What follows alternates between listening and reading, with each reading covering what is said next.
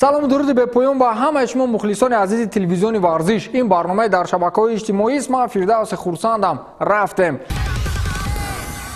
шумо дар ёд доред бозии мунтахабҳои Португалия ва Литваро он қадар таърихи дур надорад. Тақрибан чанд рӯз пеш доир гардид. Дар бозии мазкур Роналдои дастон 4 гол зад ва бо як голи дигари ҳамдастаҳошу як голи ҳарифон бозӣ бар нафи тими Португалия анҷом ёфт. Дар ин бозӣ яке аз мухлисон ба майдон даромада ҳатто ба зону зада аз ситораи футболи мунтахаби Португалия Криштиану Роналду хоҳиш кардааст ки бо як селфи бигирад. Воқеаи мазкур дар ҳолате ба амал омад ки капитани тими миллии Португалия майдонро тарк мекард. масъулину волонтёрони бозӣ кӯшиш намуданд то ин нафарро ҳар чӣ зудтар аз майдон берун бароранд, аммо худи Роналду нагузоштааст ки ба мухлисаш чунин корро раво бинанд ва орзуи ин ҳаводори ашадии хешро амалӣ сохта бо ӯ селфи кардааст. инсонҳо барои амалӣ гаштани нақшаҳои хеш ба чӣ корҳо қодиранд?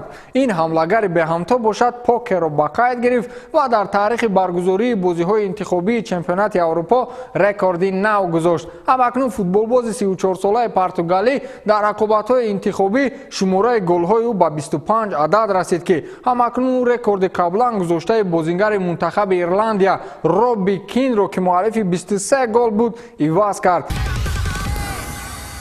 исми бозингари Барселона Арда Туран боз дар саҳифаҳои аввали рӯзномаҳо пайдо шуд. футболбози маъруфи туркро 2 солу 8 моҳ пушти панҷара таҳдид мекунад. Арда Туран ҳарчанд бозингари Барса ҳам бошад, аммо дар клуби Истанбул Башакшехир ба иҷора дода шудааст. дар ин бора сомонаи BBC иттилоъ медиҳад. омили асосии гунаҳгор донистани Туран дар ғайриқонунӣ истифода бурдани тапончае ки иҷозатнома надоштааст ва оташ кушодан аз он, инчунин ҳуҷум намудан ба ашхоси маъруф дигари Туркия будааст. ёдовар мешавем ки ин аввалин қонунвайронкунии футболбоз набуда. моҳи октябри соли гузашта Туран дар яке аз тарабхонаҳои шаҳри Истанбул ба бетартибиёт даст зада буд. нимуҳофизатгар ба яке аз хонумҳое ки дар тарабхона нишаста буд таҳқир намудааст ва ӯ завҷаи овозхони шинохтаи турк Беркая Шаҳин будааст ки дар натиҷа варзишгар ба санъаткор задухӯр намуданд ки Туран бинии Шаҳинро шикаста буд. болои ин ҳама кор Туран як рӯз ба беморхона барои аёдати овозхон рафта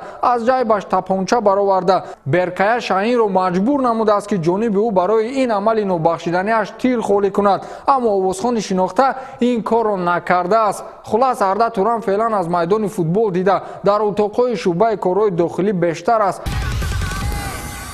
ҳамлагари Парис Сен-Жермен Килиан Мбаппе бар муқобили дастаи Реал Мадрид ба майдон намебарояд. дар ин бора сомонаи расмии бошгоҳи шаҳри Париж иттилоъ додааст. таъре гуфта мешавад Килиан Мбаппе ба сабаби лағв бардоштанаш дар бозии аввали гурӯҳии Лигаи Чемпионҳо бар муқобили дастаи Реал Мадрид дастаашро кӯмак карда наметавонад. ҳамлагари маъруфи 20-сола ҳарчанд баъд аз тавобат ба тамринҳо оғоз кардааст, аммо то ҳол ӯ 100% барои ба майдон баромадан омода нест. Килиан Мбаппе дар чемпионати Фаронса бар муқобили дастаи Страсбург низ майдондорӣ нахоҳад кард. ҳамлагари мунтахаби Фаронса дар даври сеюми Лигаи якуми Фаронса бар муқобили дастаи Тулуза мушаки рони пояш лад бардошт ва феълан барои барқарор намудани вазъи саломатиаш вақт лозим аст.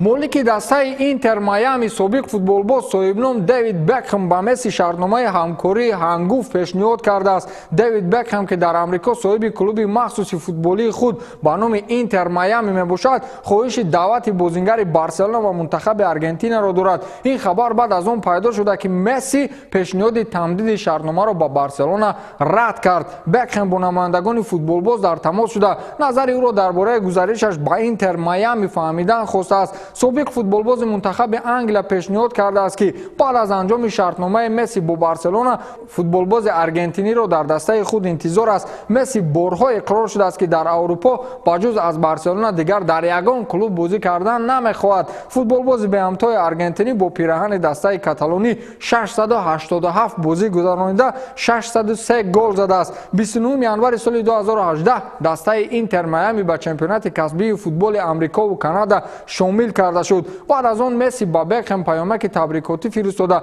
дар он навиштааст ки кӣ медонад шояд баъди чанд сол шумо ба ман занг мезанед. ин суханро ҳамагон ҳамчун ишора барои ризояти ҳамкорӣ дар оянда донистанд. دیروز ما در مورد انتقال شوماخر دستان از شویتساریا به پاریژ خبر داده بودیم. اکثر رسانه‌ها در مورد به هوش آمدن او بعد از سال‌های طولانی در حالت بیهوشی یا خود کما بودن خبر دادند، اما با اقرار نزدیکان و پیوندان ورزشگر این اطلاع اساس واقعی نداشته هنگامه است و بس. طور گفته می شود شوماخر دستان تا به حال در حالت بیهوشی قرار دارد و او به آن خاطر بیمارخانه‌اش را عوض نمود که باید مرحله دورودراز برقرارکنی را از سر گذراند و این مرحله تقاضا میکند که شوماخر 50 ساله از نگاه و اشتراک انسان‌های زیاد دور باشد. برخی از نزدیکان و سابق همکاران و همپیشگان ورزشگر گفتند که او هنوز بر وقت از حالت بیهوشی بیرون برآمده است و حتی تمام مسابقه‌های فرمول 1 را تماشا میکند. موافق گفته‌ها او هنوز سال 2014 از حالت کما برآمده است و حتی در کرسی نیز و نزدیکان و پیوندانش را میشناسد. این بار سوم است که به بیمارخانه فرانسوی آورده می شود. تابستان نقشه بار دیگر جراحی کردن مغز سرش را کشیده بودند، اما حالت شوماخر بد شده بود و این کار را به تیرما گذراندند. برای طبابت ورزشگر 15 تن از متخصصان بهترین جهان جلب گردیدند و ارزش به پا خزاندن شوماخر 56,000 یورو در یک هفته تشکیل می‌دهد. ولی طبیبان و نزدیکانش باشد این اطلاع را رد میکنند و میگویند که او هنوز هم در حالت بیهوشی قرار دارد و از بهتر نگشتن حالت او نگرانند. طبیبان گفتند که ما با بهتر شدن سلامتی او می‌داریم، اما عین حال باشد به کسی خبر خوش درباره حالت او گفتن نمیتوانیم. یادآور میشویم که میخائیل شوماخر ورزشگر دستان فرمول 1 هنوز 6 سال قبل صحیح‌تر از سال 2013 در یک از موضع استراحتی لیژرانی به حادثه ناخوش گرفتار شده سرش به سنگ بر میخورد که بعد آن او دیگر از حرکت و گپزنی مونده کسی را نمیشناسد. با گذشت سالهای زیاد طبیبان فرانسوی به خلاصه آمدند که برای بهتر کردن حالت او از راه و واسطه های دیگر طبابت و برقرارکنی کار بگیرند. با همین تمام تا برنامه دیگر خیر.